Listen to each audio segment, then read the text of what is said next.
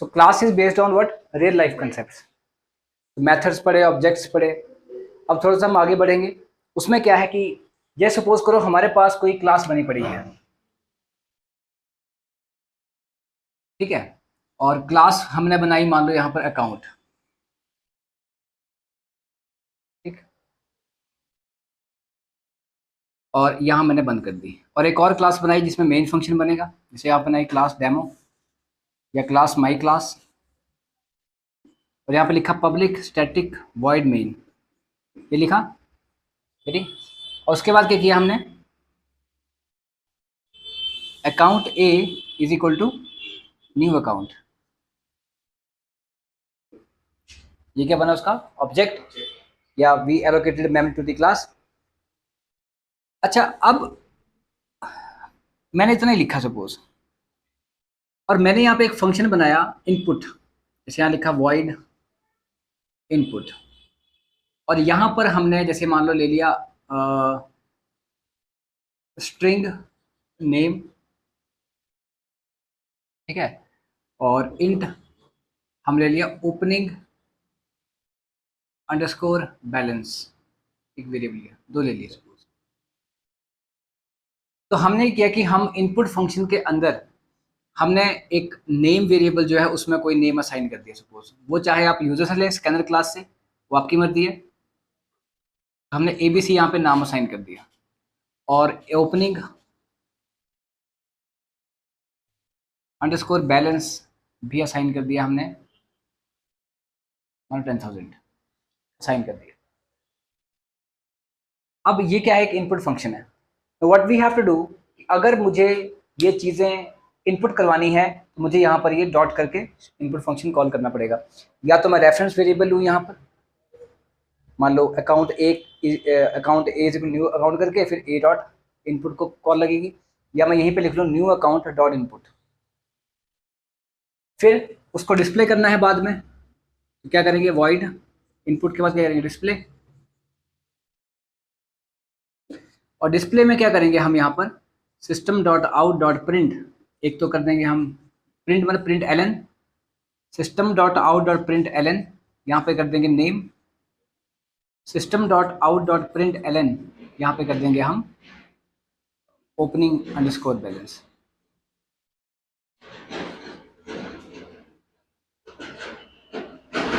ठीक है, ये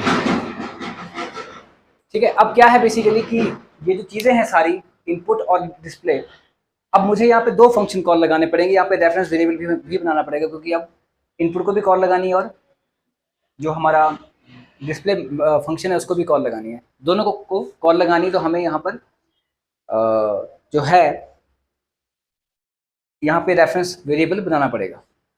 तो क्वेश्चन इज कि कई बार अब ये क्या है कि यहाँ पर ना स्पेसिफिकली हमें फंक्शन को कॉल करना पड़ेगा, इनपुट फंक्शन को हमें बुलाना पड़ेगा, कॉल करना पड़ेगा, तभी इसके अंदर ऐसा हो सकता है कि पहले डिस्प्ले को कॉल करूं फिर इनपुट को कॉल करूं, नहीं ना, पहले कॉल करना पड़ेगा इनपुट को और फिर कॉल करना पड़ेगा डिस्प्ले को, ठीक है ना।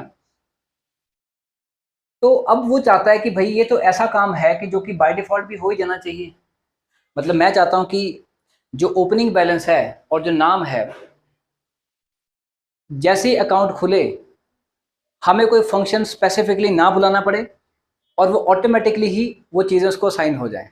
हाँ, डिस्प्ले बाद में हम करवाएं खुद कॉल करके, बट जो असाइन करनी है चीज़ें उसको वो ऑटोमेटिकली खुद ब खुद ही हो जाए, हमें कोई फंक्शन एक्स्ट्रा कॉल ना करना पड़े, कोई एक्स्ट्रा फंक्शन हमें कॉल ना करना पड़े, जैसे इनपुट फंक्शन हमें कॉल ना करना पड़े। तो क्या कोई ऐसा फंक्शन होगा जिसको कॉल ना करना पड़े और वो अपने आप ही कॉल हो जाए? क्योंकि वो काम होगा कि जब क्लास का ऑब्जेक्ट बने तो वो फंक्शन अपने आप ही कॉल हो जाना चाहिए, क्योंकि वो स्टार्टिंग वाला काम करेगा। स्टार्टिंग वाला काम का मतलब है कि वो हमारी वैल्यूज को इनिशियलाइज करेगा स्टार्टिंग में, और अगर हम इनपुट फंक्शन रखेंगे या कोई और नाम देंगे तो हमें यहाँ पे कॉल करना पड़ेगा पहले। तो मैंने क्या किया, इसको यहाँ से हटा दिया और यहाँ पर क्या किया, मैंने जो नाम क्लास का था वही नाम यहाँ पे रख लिया, रख लिया। अब क्या हुआ यहाँ से, अब मैं लिखा न्यू अकाउंट, फिलहाल इतना ही लिखा मैंने और कुछ नहीं लिखा। अब जैसे मैं लिखा न्यू अकाउंट, तो ये है तो फंक्शन ही है, but same name as a class name है। फंक्शन मतलब मेथड है। तो क्या हुआ, इसको कॉल लग गई ऑटोमेटिकली, मैंने कॉल नहीं लगाई। तो जैसे प्री डिफाइंड कि अगर कोई ऐसा मेथड जिसका नाम same name as the class name होगा, उसको ऑटोमेटिकली ही कॉल लग जाएगी, आपको कॉल नहीं करना पड़ेगा। ठीक है ना। तो अब ऐसा कौन सा मेथड होता है जिसको हमें कॉल नहीं करना पड़ता है, जो ऑटोमेटिकली कॉल हो जाता है, इसका नाम same name as the class name होता है, उसे कहते हैं कंस्ट्रक्टर। क्या है ये? कंस्ट्रक्टर। नाउ कंस्ट्रक्टर हमारी रियल लाइफ में भी है क्या? अब ऐसा तो है नहीं, क्योंकि हम ऑब्जेक्ट ओरिएंटेड सीख रहे हैं। ठीक है ना। तो ऑब्जेक्ट ओरिएंटेड सीख रहे हैं, तो अगर कंस्ट्रक्टर यहाँ पे है तो हमारी रियल लाइफ पे भी होगा। मैंने कहा था कि प्रॉपर्टीज होती हैं, मेथड्स होते हैं। देखो यहाँ ये जो वेरिएबल्स ये वाले होते हैं, इनको कहते हैं data fields. The variables of the class are known as data fields and the functions of the class are methods. अगर कोई वेरिएबल मैं लोकल लेता हूँ यहाँ पे, जैसे इंट एन लेता हूँ, ये डेटा फील्ड नहीं है, this the local variable of a particular function. पर अगर यही इंट मैं यहाँ लेता हूँ तो ये बन जाता है क्लास का variable, that is known as data fields. तो क्लास के अंदर क्या मिलेंगे आपको? डेटा फील्ड्स मिलेंगे, मेथड्स मिलेंगे। वो हमारी रियल लाइफ में भी होते हैं, मेथड्स होते हैं, प्रॉपर्टीज होती हैं, है ना। बट अगर हम इसकी बात करें, ये जो हमारा ओपनिंग बैलेंस है, अब हम मतलब जैसे यहाँ पे नेम लिखा है, ओपनिंग बैलेंस लिखा है, उसको हमने क्या कहा? कंस्ट्रक्टर कहा। तो कंस्ट्रक्टर अगर यहाँ पर है तो हमारी रियल लाइफ में भी होगा ही होगा कंस्ट्रक्टर। कंस्ट्रक्टर क्या कर रहा है? इसको कॉल नहीं करना पड़ेगा, ये खुद ब खुद कॉल हो रहा है। और हो भी कब रहा है? जब क्लास का ऑब्जेक्ट बनाया जा रहा है, ऑटोमेटिकली उसी टाइम पे कॉल हो रहा है, सबसे पहले वही हो रहा है कॉल, अगर वो बना पड़ा है तो। जैसा हमारी रियल लाइफ में भी होता है। कैसे? जब हम पैदा होते हैं तो कुछ चीज़ें हमें बाय डिफ़ॉल्ट मिल जाती हैं, उनको हमें बुलाना नहीं पड़ता। जैसे अभी सपोज करो एक फंक्शन है हमारे अंदर वॉक, है ना। तो क्या अभी वॉकिंग मोड में हूँ मैं? वॉकिंग मोड में हूँ मैं? नहीं ना। कॉल करूँगा तब वॉक होगा, ये देखो। पर मुझे कॉल करना पड़ा, और मैं जितनी मर्जी बार कॉल लगा सकता हूँ वॉक को। एक बार रुक गया, स्टॉप को कॉल लगाई मैंने, क्योंकि स्टॉप भी एक फंक्शन है। फिर वॉक फंक्शन, स्टॉप फंक्शन, जितनी मर्जी बार कॉल लगाऊं। बट कंस्ट्रक्टर को हम एक ऑब्जेक्ट से एक ही बार कॉल लगा सकते हैं। हाँ, अलग अलग, जैसे आप भी ह्यूमन क्लास के मेंबर, तो आपका कंस्ट्रक्टर अलग चलेगा। तो कहने का मतलब है कि एक ऑब्जेक्ट के लिए कंस्ट्रक्टर जो है वो एक ही बार चलता है, और चलता भी सबसे पहले है ऑटोमेटिकली। कब? जब उस क्लास का ऑब्जेक्ट बनाया जाता है, कोई भी ऑब्जेक्ट बनाया जाएगा। तो जब हम पैदा हुए तो हमें कुछ चीज़ें बाय डिफ़ॉल्ट मिल गई, हमें खुद बुलानी नहीं पड़ी, वो फंक्शन हमारे ऑटोमेटिकली चल गए। वो है कंस्ट्रक्टर। तो ऐसा होता है कि वो ऐसी चीज़ें कि जिनको हमको ना बुलाना पड़े, वो खुद ब खुद ही हो जाएं, वो डाली जाती हैं कंस्ट्रक्टर के अंदर, और वो ऑटोमेटिक, और वो एक ऑब्जेक्ट का एक ही बार चलेगा। हाँ, दूसरे उसी क्लास के दूसरे ऑब्जेक्ट का द्वारा चलेगा, बट सेम ही ऑब्जेक्ट के लिए कंस्ट्रक्टर आप द्वारा नहीं कॉल लगा सकते भाई। अगर आप यहाँ पे फिर से न्यू अकाउंट लिखेंगे तो उसका चलेगा, क्योंकि पर वो अलग ऑब्जेक्ट हो गया ना। अगर आपने फिर से यहाँ पे न्यू अकाउंट लिखा तो क्या हो गया? वो एक अलग मेमोरी लोकेट हुई। पर अब इसी को लेकर के अगर आप फिर से चाहते हैं कि एक बार तो कॉल हो गया कंस्ट्रक्टर, और दोबारा कॉल नहीं हो पाएगा, एक ही बार चलेगा। हाँ, ये जो फंक्शन डिस्प्ले, इसको जितनी मर्जी बार आप कॉल लगा सकते हैं। आपने मान उसका रेफरेंस पकड़ लिया, इसके पास यहाँ पर अकाउंट ए। पर मैं ये बताना चाहता हूँ कि सिर्फ अगर आप इतना लिखेंगे ना, तब भी ये कंस्ट्रक्टर कॉल हो जाएगा। इससे साफ जाहिर होता है कि ये न्यू अकाउंट लिखने से ही हमारी क्लास को मेमोरी लोकेट हो जाती है। ये तो फिर हमने रेफरेंस लिया ताकि हम डिस्प्ले को कॉल लगा सके। हाँ, अगर आप न्यू अकाउंट करके डिस्प्ले लिख लेंगे तब भी चलेगा, वो न्यू अकाउंट डॉट डिस्प्ले लिख लेंगे ना, तब भी चलेगा। तो ये रेफरेंस वेरिएबल हम लेते हैं ताकि हमें एक से ज्यादा मेथड्स को कॉल लगानी होती है। सो हम क्या करेंगे, यहाँ पर ए डॉट डिस्प्ले, एक बार कॉल किया, ए डॉट डिस्प्ले फिर से कॉल कर लो, क्या दिक्कत है? But the constructor for this object can only be called once, इसके अलावा दोबारा कॉल नहीं हो सकता है। हाँ, फिर से न्यू अकाउंट करेंगे तो फिर से कॉल होगा कंस्ट्रक्टर, और एक ही बार के लिए। सो कंस्ट्रक्टर से हम क्या समझे? एक ऐसा फंक्शन, एक ऐसा मेथड जो कि ऑटोमेटिकली चलता है, कॉल होता है कब, जब क्लास का को मेमोरी एलोकेट की जाती है, सबसे पहले वही कॉल होता है। और उसकी रिकॉग्निशन क्या है कि it has the same name as the class name, उसका नाम जो है वो क्लास के नाम के जैसा होता है। अब ये जो कंस्ट्रक्टर है बेसिकली, ये जो हमने बनाया, ऐसा भी हो सकता है कल को ये आर्गुमेंट कैच करे, तो फिर जो बिना आर्गुमेंट वाला होता है उसे हम बोलेंगे डिफॉल्ट कंस्ट्रक्टर, और जो आर्गुमेंट वाला होगा उसे बोलेंगे पैरामीटराइज कंस्ट्रक्टर। बट हाँ, it can take arguments but it can never return any value, इसलिए कंस्ट्रक्टर के लेफ्ट साइड पर कोई भी रिटर्न टाइप नहीं होती है, ना वॉइड होता है, वॉइड को हटा के इंट किया जा सकता है पर इसके पीछे वॉइड भी नहीं है, जैसे डिस्प्ले के पीछे वॉइड है। So it means a constructor can never return a value, constructor कभी भी वैल्यू रिटर्न नहीं कर सकता, ठीक है ना। और अब जैसे एक हमने बनाया कंस्ट्रक्टर, अब इसके देखो टाइप्स हैं जिसको हम बोलेंगे,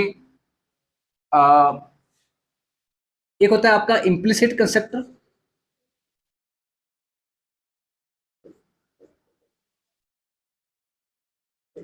and one is explicit constructor. Explicit में दो आते हैं, एक आता है डिफॉल्ट जो अभी बनाया हमने, और एक आएगा पैरामीटराइज्ड,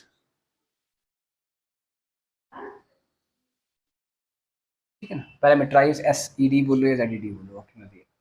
और इम्प्लिसिट में कौन सा आता है, देखो डिफॉल्ट तो ये है, पैरामीटराइज हमने बनाना है। ये कौन सा इम्प्लिसिट, मतलब इम्प्लिसिट का मतलब जो अपने आप ही चलता है बैकएंड पे, जो बनाओ चाहे ना बनाओ वो बैकएंड पे अंदर ही अंदर चलेगा। इसका मतलब क्या है, इसका मतलब ये है कि आपने जितने भी प्रोग्राम्स पीछे किए और ऑब्जेक्ट्स बनाए, उनमें भी एक कंस्ट्रक्टर चल रहा था। ये तो हमने बनाया नहीं, तो खुद से बनाया हमने कंस्ट्रक्टर, पर जब नहीं बनाते हैं तब भी एक कंस्ट्रक्टर चलता है, और अभी भी चला है ये वाला, ये चलता चलता है। ये क्या करता है बेसिकली, जो इम्प्लिसिट कंस्ट्रक्टर होता है that is basically used to allocate the memory to the object.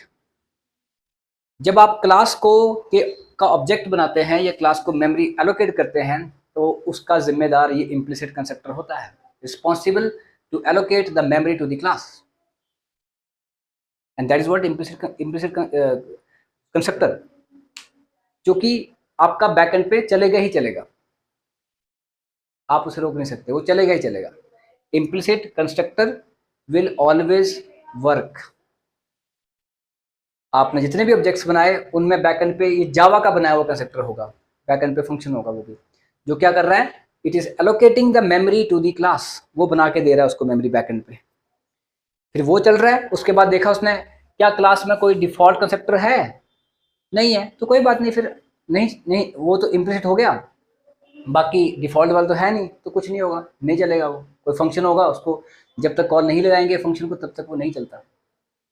पर अगर क्लास में कोई कंस्ट्रक्टर है हमारा बनाया हुआ डिफॉल्ट कंस्ट्रक्टर, तो वो चलेगा चलेगा, आप वो लगाओ या मत लगाओ, क्योंकि ऑब्जेक्ट तो आपने बनाना ही है, जैसे ऑब्जेक्ट बनाओगे वो कंस्ट्रक्टर अपने आप ही चल जाएगा। That is your default constructor. So basically constructor किन कामों के लिए यूज होता है, कंस्ट्रक्टर यूज होता है इनिशियल कामों के लिए, जो स्टार्टिंग में ही हो जाने चाहिए, क्योंकि फंक्शन को जब कॉल लगाओगे वो तो ऑब्जेक्ट बनने के बाद ही लगेगी ना कॉल, पहले तो ऑब्जेक्ट बनेगा फिर कॉल लगेगी फंक्शन को, तो पहले जब ऑब्जेक्ट बनेगा कंस्ट्रक्टर उसी टाइम पे कॉल हो जाएगा सबसे पहले। तो वो जो कंस्ट्रक्टर कॉल हुआ सबसे पहले, उसके अंदर अगर आपको लगता है कोई ऐसा काम है जो कि पहले ही हो जाना चाहिए, ऑब्जेक्ट बनने के टाइम पे हो जाना चाहिए, वो काम उसके अंदर लिख दो। है तो ये फंक्शन है, आप इसके अंदर जो मर्जी कोड लिखेंगे वो चलेगा, पर आपको लिखना क्या चाहिए, वो कोड जो आप चाहते हैं कि सबसे पहले चल जाना चाहिए। जैसे मैं चाहता था कि जैसे ही ऑब्जेक्ट बने उसका ओपनिंग बैलेंस में 10,000 रुपया डल जाए ऑटोमेटिकली, जब जैसे अकाउंट खुले, फिर बाद में उसने दोबारा और डालने होंगे तो एक फंक्शन बनेगा क्या, डिपॉजिट, वो फिर डालता रहेगा, जितनी मर्जी बार डालने होंगे, डिपॉजिट विड्रॉ, चेक बैलेंस, ये सारे फंक्शंस हैं, ये जब उसको मन करेगा बाद में करने का वो हो जाएगा। बट स्टार्टिंग में वो कॉल करे या ना करे, मान लो बैंक वाले कह रहे हैं कि नहीं आपको 10,000 नहीं 500 रुपया हम आपको ऑन द स्पॉट डाल देंगे, जैसे ही आप हमारे पास अकाउंट खुलवाएंगे हम आपको 500 रुपया डाल देंगे, या आपको वो वाले बोल रहे हैं, गेम वाले बोलते हैं केवल install our app and get 50 rupees cash back for one time, कि आप हमारी ऐप इंस्टॉल करो और आपको 50 रुपये मिल जाएंगे, उसके बाद नहीं मिलते फिर कभी भी, बस ऑन द स्पॉट पहली बार ही मिलते हैं। That is what constructor. Okay, this is default constructor, फिर बाद में करेंगे हम पैरामीटराइज कंस्ट्रक्टर। इसको लिखो।